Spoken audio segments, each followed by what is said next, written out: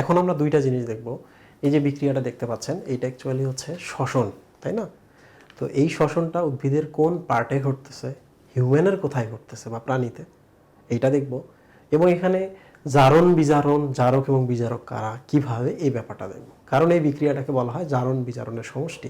পরীক্ষায় মাঝে মাঝে আসে, এখানে জারককে, এখানে বিজারককে, কে জারিত হয়েছে, কে বিজারিত হয়েছে, পুরো ব্যাপারটা আমি এক্সপ্লেইন করছি। ফার্স্ট, কোথায় ঘটে কোথায় ঘটে না। ওকে, সো এক্ষেত্রে আমরা দুইটা জিনিস একসাথে দেখবো। একটা হলো ফটোসিনথেসিস, আর একটা হলো রেসপিরেশন বা শ্বসন।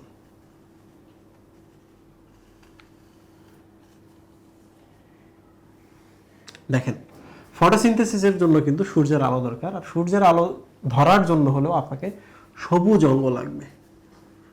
সবুজ অঙ্গ, যেহেতু শুধু উদ্ভিদেই ফটোসিনথেসিস ঘটে, সালোক সংশ্লেষণ ঘটে, সো উদ্ভিদেই শুধু সবুজ অঙ্গের কথা বলবো। এটা কি হতে পারে? বেশিরভাগ সময় পাতা, কারণ পাতা বেশিরভাগ সময় কালারফুল হয়, সবুজ হয়। কচি কাণ্ড দেখবেন সবুজ, কচি কাণ্ড, শাখা প্রশাখাগুলো। আবার দেখবেন যে ফলও কিন্তু সবুজ হয়, তাই না? ফল ত্বকের কোষে হতে পারে। আর কোথায় হতে পারে? পাপড়িতে হইতে পারে, দলমণ্ডল যেগুলা, পাপড়িতে হইতে পারে। তো উদ্ভিদের যে জায়গায় সবুজ সেখানেই হতে পারে। ওকে, তাহলে প্রধান অঙ্গ কোনটি? পাতা। এইটা শুধু জানতে হবে, কারণ বেশিরভাগ সালোক সংশ্লেষণ পাতায় হয়। বাট এবার চলে আসি আমরা শ্বসনে। শ্বসন বুঝতে গেলে আপনাকে শুধু জানতে হবে শ্বসনের উদ্দেশ্য কি, এটিপি তৈরি। আপনি যদি এইটা বোঝেন তাহলে আপনার শ্বসন ডান। ওকে, তাহলে আমরা এক এক করে দেখি। কোষ, আমরা জানি এটিপি তৈরির জন্য সাইটোপ্লাজম লাগে। তাহলে যে সকল কোষে সাইটোপ্লাজম আছে তাদের ক্ষেত্রেই শ্বসন ঘটবে। 2 নম্বর হচ্ছে শ্বসনের একটা ধাপ মাইটোকন্ড্রিয়ায় ঘটে, তাই না? তাহলে কোষ, সেই সকল কোষ যাদের মাইটোকন্ড্রিয়া আছে।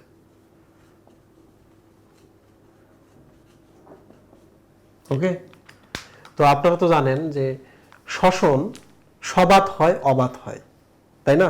অক্সিজেন যদি না থাকে তাহলে অবাত শ্বসন হয়। অক্সিজেন তো ব্যবহার হয় মাইটোকন্ড্রিয়াতে, তাহলে অক্সিজেন নাই, তাহলে মাইটোকন্ড্রিয়ার ঘটনা ঘটবে না।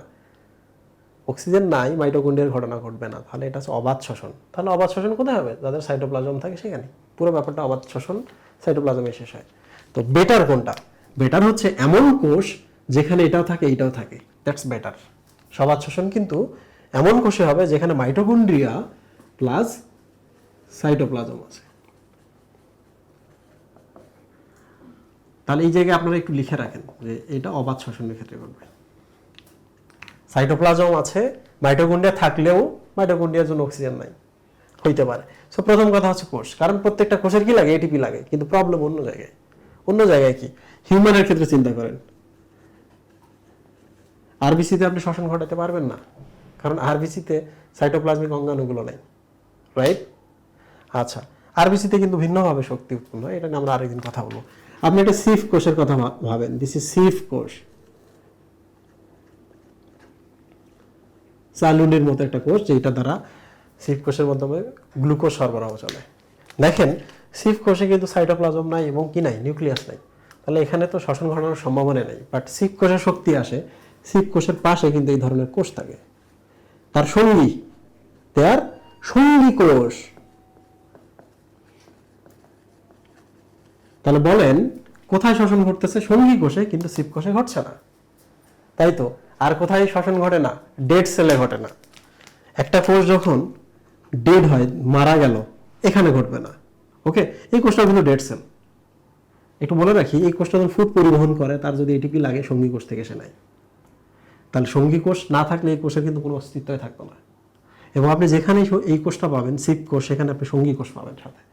আচ্ছা, যাই হোক, আরেকটা কোষের ক্ষেত্রে আসি, দিস ইজ মৃত কোষ। প্রিয় স্টুডেন্ট, মনে রাখবেন, মৃত কোষেও কিন্তু শ্বসন ঘটে, বাট দ্যাট ইজ অবাধ শ্বসন। বাট এক্ষেত্রে শর্ত হচ্ছে সাইটোপ্লাজমের অঙ্গাণুগুলো থাকতে হবে। তো আরো একটু সহজ করে বলি, শ্বসন কোথায় ঘটে? শ্বসন উদ্ভিদের সবখানে ঘটে, সব কোষেই ঘটে, সব কোষেই ঘটে, এক্সেপশন কিছু ছাড়া, যেমন সিভ কোষে ঘটে না। ওকে, কারণ সব কোষের শক্তি দরকার, সব কোষের শ্বসন ঘটাইতে হবে। আশা করছি আমি বোঝাইতে পেরেছি যে শ্বসন কোথায় ঘটে, এবং সালোক সংশ্লেষণ কোথায় ঘটে। এখন আমি একটু দেখাবো এই প্রক্রিয়ায় কারা জারক এবং কারা বিজারক। আমি নিজে এইভাবে মনে রাখি, আমি এক্সপ্লেন করব, নিজে এভাবে মনে রাখি। ইলেকট্রন, অ্যাকসেপ্টর, অক্সিডাইজার, তিনটা ভাওয়েল একসাথে। যারা ইলেকট্রনকে গ্রহণ করে তারাই হচ্ছে জারক।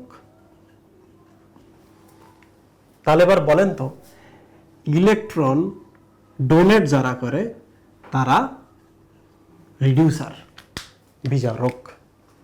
তাহলে জারক বিজারক বুঝলে জারণ কার ঘটে বিজারণ কার ঘটে আপনি এটা বুঝতে পারবেন। আমরা তো জানি যে জারক তার বিজারণ ঘটে, আর যে রিডিউসার বা বিজারক তার জারণ ঘটে। এখন আমি এখানে এক্সপ্লেইন করছি কিভাবে। দেখেন, এই যে দেখেন, এই পুরো ব্যাপারটাই কিন্তু অক্সিজেনের দরকারটা কোথায় আমরা জানি না। সত্যি এখান থেকে আমি এটিপি পাইতে পারি, তাহলে কেন অক্সিজেন এখানে? এটা তো একটা প্রশ্ন, রাইট? আচ্ছা, আমি এবার দেখাই। So this is sell, glucose, এইটার কথা বলছি। গ্লুকোজ হয়ে যায় পাইরুভিক অ্যাসিড। এই পাইরুভিক অ্যাসিডটাকে যদি আপনি সম্পূর্ণ জারণ করতে চান, আরো ভাঙতে চান, তাহলে আপনাকে প্রবেশ করতে হবে কোথায়? What is this? This is mitochondria. আচ্ছা, পাইরুভিক অ্যাসিডটা আসলো, পাইরুভিক অ্যাসিডটা এবার অ্যাসিটাইল কোয়েতে ভেঙে গেল এবং এই অ্যাসিটাইল কোয়েটা প্রবেশ করলো। This is Krebs cycle. Okay, এবার আপনারা জানেন যে ক্রেবস সাইকেল থেকে কি উৎপন্ন হয়? ATP, Na, DPH plus H plus, আর একটা হচ্ছে FADH2।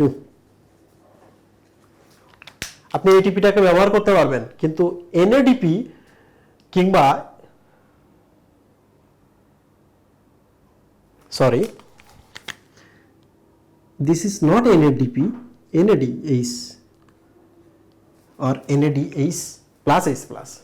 পি কিন্তু দিলে এটা শ্বসনে কিন্তু পি থাকে না, মনে রাখবেন। শ্বসনে কি থাকে না? পি থাকে না। পি পার্টটা অ্যাকচুয়ালি সালোক সংশ্লেষণে যারা জড়িত তাদের ওখানে থাকে। তো যাই হোক, এটা নিয়ে আমি নেক্সট ভিডিওতে তো কথা বলবোই। আচ্ছা, এখন প্রশ্ন হচ্ছে এটিপিটা আপনি ব্যবহার করতে পারবেন, কিন্তু এইটা ব্যবহার করতে পারবেন না। ব্যবহার যদি না করতে পারেন তাহলে কি করতে হবে? এগুলো চেক। এটিপি তো হচ্ছে কাঁচা টাকা, তাই না? কয়েন খরচ করতে পারলেন, কিন্তু আপনি কি চেক দিতে পারবেন কোন একটা কাজের জন্য? পান কিনছেন, পান কিনে তাকে লিখে দিলেন 10 টাকার চেক, নিবে? জীবন হবে না। তাহলে আপনাকে NADH2 এবং FADH2 চেক দুটো ভাঙাইতে যাইতে হবে। এই ভাঙাইতে যদি চান তাহলে এদের দুইজনকে ক্রিস্টিতে যাইতে হবে। দিস ইজ, এই যে একসাথে দেখতেছেন, দেয়ার ETS। What is this? Electron transport system. এবং এরা যখন এই জায়গায় যায় তখন কি হয় দেখেন, NAD প্রোটনও ত্যাগ করে, ইলেকট্রনও ত্যাগ করে, এবং FADH2 যে আছে সেও প্রোটনও ত্যাগ করে, ইলেকট্রনও ত্যাগ করে।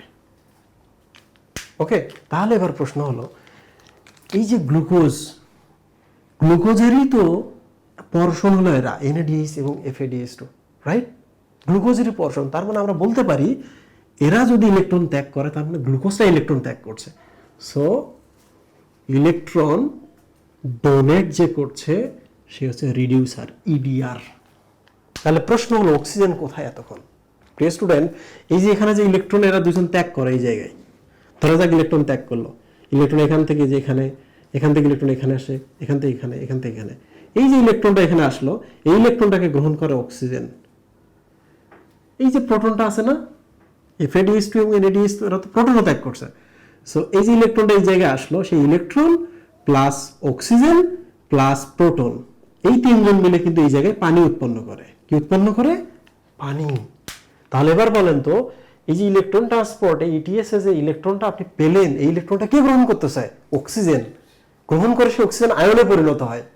অক্সিজেন আয়ন আর প্রোটন আয়ন মিলে পানি। তো প্রিয় স্টুডেন্ট, আমরা শিখলাম যে শ্বসনের শেষে প্রান্তীয় অবস্থায় একটা ঘটনা ঘটে। প্রান্তীয় ইলেকট্রন গ্রহণ কে করে? ইলেকট্রন অ্যাকসেপ্টর কে? অক্সিজেন। সো আমরা দেখলাম অক্সিজেন কি করে? ইলেকট্রন অ্যাকসেপ্টর, তাহলে সে অক্সিডাইজার। আপনি শুধু এইটা মনে রাখবেন। তাহলে আমরা এখন কি শিখলাম? Electron acceptor, oxidiser. তাহলে এটি একটি হচ্ছে অক্সিডাইজার, দ্যাট মিন জারক, আর এটা কি? দ্যাট ইজ বিজারক। তাহলে বলেন তো এর কি ঘটে? বিজারণ। তাহলে এর কি ঘটে? জারণ। এই জন্যই কিন্তু বইতে বলা হয় রেসপিরেশন হচ্ছে একটি প্রক্রিয়া, যে প্রক্রিয়ায় গ্লুকোজ জারিত হয়, হয়ে শক্তি উৎপন্ন করে। এই যে দেখেন জারণ, সে বিজারক, তার জারণ ঘটে, কি উৎপন্ন হয়? এটিপি। এবার যদি প্রশ্ন করি যে রেসপিরেশন প্রক্রিয়াটা কি? জারণ এবং বিজারণের সমষ্টি। কে জারক, কে বিজারক? এখানে শক্তি উৎপন্ন হচ্ছে কার জারণের মাধ্যমে? এই প্রশ্নগুলো জানতে হবে। দেন আপনাকে জিজ্ঞেস করবে ইলেকট্রন যে গ্রহণ করলো, ইলেকট্রন যে ত্যাগ করলো, কারা ত্যাগ করলো, কারা গ্রহণ করলো এবং কোন কোন জায়গায় করতেছে, এগুলো সব জানতে হবে। এবং এটা খুবই মজার জিনিস। ধীরে ধীরে আমি অন্য অন্য পার্টগুলো পড়াবো, ডিটেইলে যাব, তখন আপনি খুব মজা পেয়ে যাবেন পুরো ব্যাপারটাতে।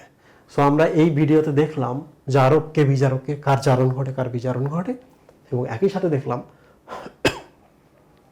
কোন জায়গায় শ্বসন হয় আর কোন জায়গায় সালোক সংশ্লেষণ হয়। শ্বসনের ক্ষেত্রে আরেকবার বলি, যে কোষের শক্তির দরকার সেই কোষেই শ্বসন হবে।